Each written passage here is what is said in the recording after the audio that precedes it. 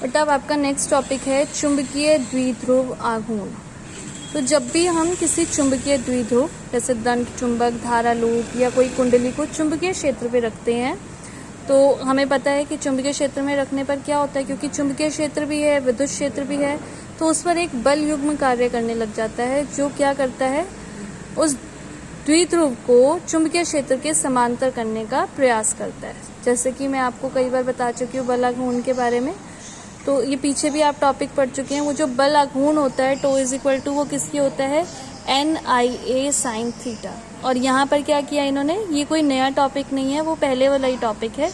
N को replace कर दिया, सॉरी NIA को रिप्लेस कर दिया M से, ठीक है। तो ये M क्या है, ये चुंबकीय द्विध्रुव का आघूर्ण है जो आपने जो इसका फर्स्ट टॉपिक था इस चैप्टर का वहाँ पर पढ़ा हुआ है। M is equal to NIA को ही यहाँ पर M रख दिया।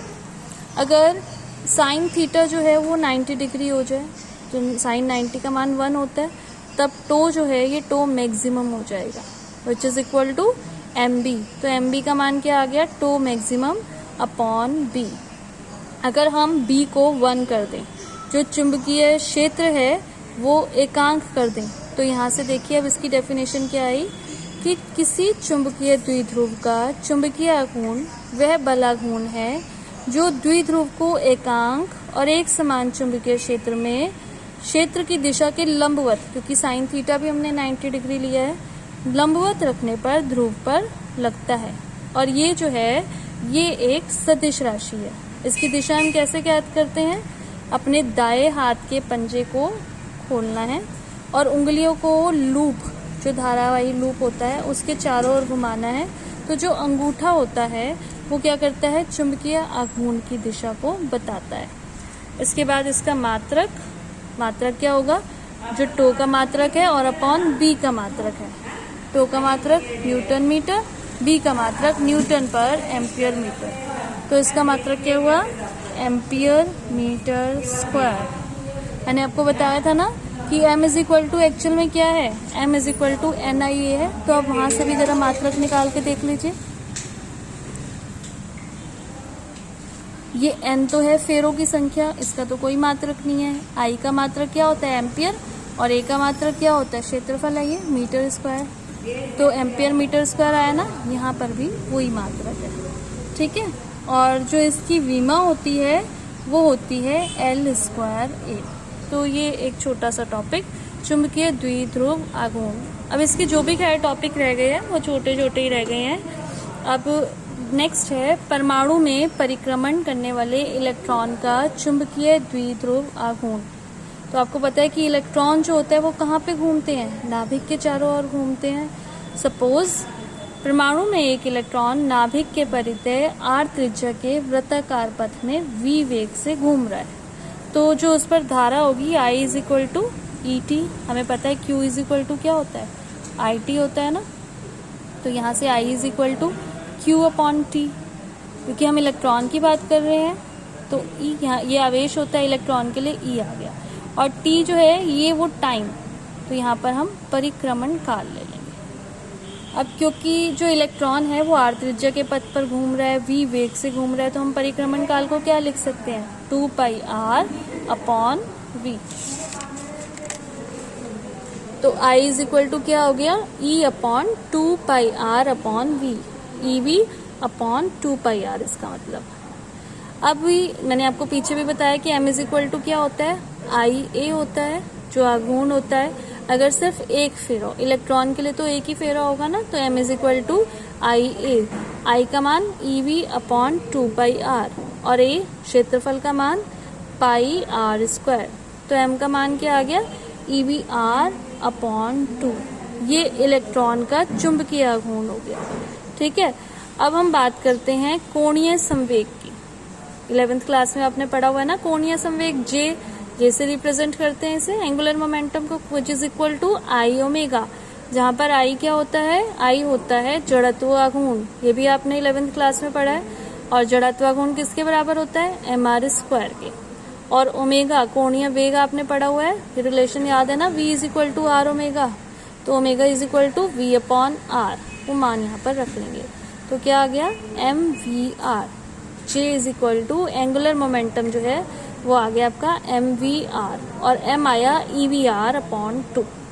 अब m अपॉन j करेंगे, इन दोनों इक्वेशंस को डिवाइड करेंगे तो किसके इक्वल आया, m/j जो है E/2m के। मतलब जो एक इलेक्ट्रॉन है जो मूव कर रहा है, नाभिक के चारों तरफ घूम रहा है, उसमें जो आघूर्ण है और जो उसका ऑर्बिटल एंगुलर मोमेंटम है, इन दोनों का जो परिमाण आता है वो कांस्टेंट आता है, क्योंकि E भी कांस्टेंट होता है और m भी कांस्टेंट होता है। अगर हम इसे वेक्टर फॉर्म में लिखना चाहें तो वेक्टर फॉर्म में कैसे लिख सकते हैं, vector m is equal to minus E/2m which is constant, और वेक्टर j, क्योंकि ये दोनों राशियां जो हैं ये सदिश राशियां हैं, और माइनस इसलिए लगाते हैं क्योंकि जो m की दिशा होती है वो एंगुलर मोमेंटम के विपरीत होती है।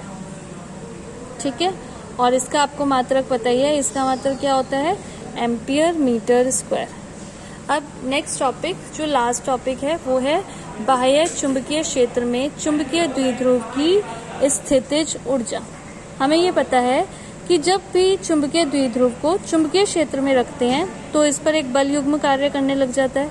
ये लाइन आपने कई बार बोली है, कई बार आपने पढ़ ली है। तो और ये जो चुंबकीय जो बल युग्म लगता है वो क्या करता है, इस द्विध्रुव को चुंबकीय क्षेत्र की दिशा में ही करने का प्रयास करता है, मतलब इसकी डायरेक्शन बदलने का काम करता है। ये लिखा है ना, अभिविन्यास, ओरिएंटेशन बदलने का कार्य करता है।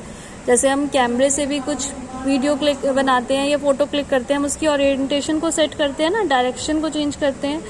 तो ये क्या करता है, ये चुंबकीय द्विध्रुव की डायरेक्शन को बदलने के लिए काम करता है।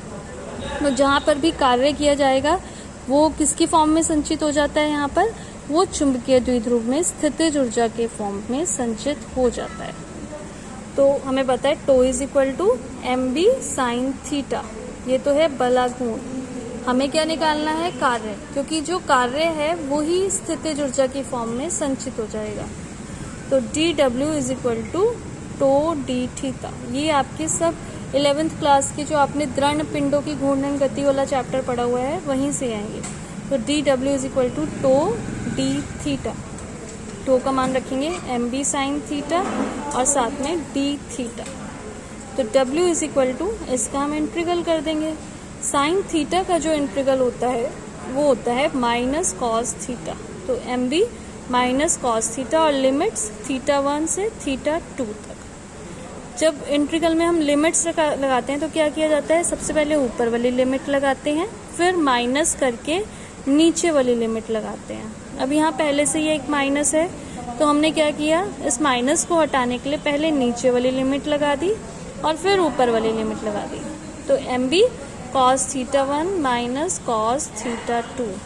अब ये जो किया गया कार्य है, ये किया गया कार्य ही किसकी फॉर्म में संचित हो जाता है, ये चुंबकीय द्विध्रुव में स्थितिज ऊर्जा की फॉर्म में संचित हो जाता है। अब अगर हम θ1 को 90 मान ले और θ2 को थीटा मान ले तो हमारे पास जो u थीटा आएगा वो क्या आ जाएगा, mb, θ1 को हमने 90 मान लिया, cos 90 और θ2 को थीटा मान लिया, cos थीटा। cos 90 का मान 0 माइनस cos थीटा। तो u theta is equal to minus mb cos theta. ये फॉर्मूला है स्थितिज ऊर्जा के लिए, चुंबकीय द्विध्रुव की स्थितिज ऊर्जा। अब इसके कुछ अलग अलग केस हैं।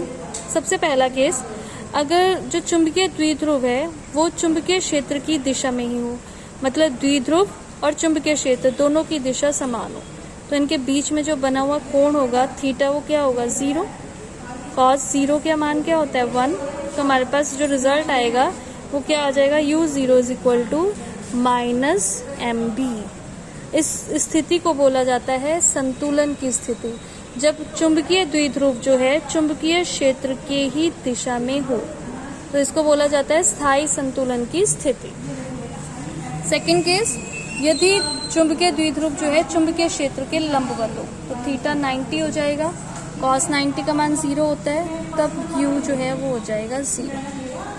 और लास्ट केस, अगर द्विध्रुव को हम 180 डिग्री घुमा दें स्थायी संतुलन से, तो cos 180 हो जाएगा। cos 180 का मान क्या होता है? -1। एक माइनस पहले है, एक माइनस इसका आ गया, minus minus plus plus MP। इस स्थिति को बोला जाता है अस्थायी संतुलन की स्थिति। जब चुंबकीय द्विध्रुव चुंबकीय क्षेत्र की ही दिशा में हो उसको बोला जाता है स्थायी संतुलन की स्थिति, और जब चुंबकीय द्विध्रुव चुंबकीय क्षेत्र से विपरीत दिशा में हो तो उसको बोला जाता है अस्थायी संतुलन की स्थिति। ये आप पहले भी टॉपिक पढ़ चुके हो, स्थायी और अस्थायी संतुलन की। तो एक बार ध्यान दीजिए फिर से। जब चुंबकीय द्विध्रुव चुंबकीय क्षेत्र की ही दिशा में हो तो उसको बोला जाता है स्थायी संतुलन की स्थिति, और जब चुंबकीय द्विध्रुव चुंबकीय क्षेत्र के विपरीत दिशा में हो तो उसे बोला जाता है अस्थायी संतुलन की स्थिति। तो स्थायी संतुलन में हमारे पास आता है MB और अस्थायी में आता है स्थायी में आता है -MB और अस्थायी में आता है +MB। इट मीन्स इन दोनों में जो डिफरेंस है MB माइनस MB वो कितना है? 2MB। Delta U is equal to 2MB। अब जो नेक्स्ट टॉपिक है चुंबकीय द्विध्रुव के कारण चुंबकीय क्षेत्र की तीव्रता, ये टॉपिक अब आपके कोर्स में से डिलीट हो चुका है। तो यहीं तक है आपका चैप्टर अब आपका ख़त्म हो चुका है। आप लोग अपने नोट्स अच्छे से प्रिपेयर करिए और साथ में चैप्टर पूरा अच्छे से पढ़ लीजिए। अब मैं आपको फिर इसकी वर्कशीट सेंड करूँगी, जो आप तभी कर पाएंगे ना जब आपने चैप्टर अच्छे से पढ़ा होगा। Thank you.